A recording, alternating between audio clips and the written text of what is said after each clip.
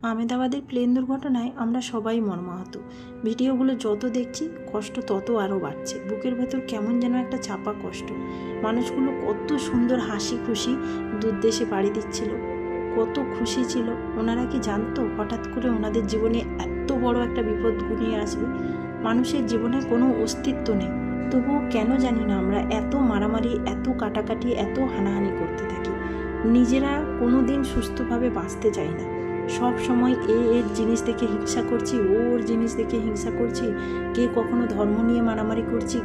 মানে এমনিই তো আমাদের জীবনের এই রকম ঠুনকো, তার মধ্যেও আমরা এরকম করতে থাকি।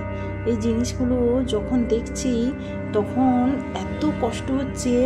এইভাবে যখন আগুনের গোলাটা দেখছি, উফ ভগবান, পুরো কলেজটা দেখুন কিভাবে ঝলসে গেছে। 242 জন যাত্রী তো মারা গেছেনই, সাথে এই কলেজে কতজন ডক্টর ছিল, ওনাদের অবস্থা যে কি ভগবানই জানে। দেখুন যখন আগুনটা লেগেছে, কলেজের যে ডক্টররা ছিল কিভাবে ঝাঁপ মারছে, ওটা দেখে তো আরও বেশি কষ্ট লাগছে। মানুষ প্রাণ বাঁচানোর জন্য প্রাণপণ চেষ্টা করছে, আর এই হাসি খুশি পরিবারটা দেখে তো আরও বেশি কষ্ট লাগছে। কি সুন্দর 3টে ফুটফুটে বাচ্চা, হে ভগবান।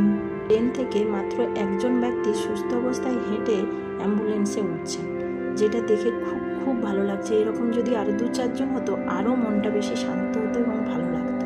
নিউজে জানতে পারছি ওনার সিটটা একদম এক্সিট গেটের পাশেই ছিল, এবং যখন প্লেনটি ক্র্যাশ করবে তার আগে আগে উনি ঝাঁপ মেরে দিয়েছিলেন। উনি একদম রাইট টাইমে রাইট ডিসিশন নিয়েছে, যেটা আমরা অনেকেই পারি না এরকম ডিসিশন নিতে।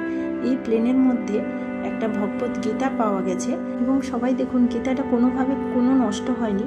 কোনো ব্যক্তি প্লেনে সফর করার সময় গীতাটি নিয়ে উঠেছেন, উদ্ধারকারীরা এখন গীতাটি হাতে পেয়েছেন। ওনাদের তো আর শেষ রক্ষা হলো না। ভগবান যেন প্রত্যেক যাত্রীকে ওনার চরণে ঠাঁই দেয়, এটাই চাইছি।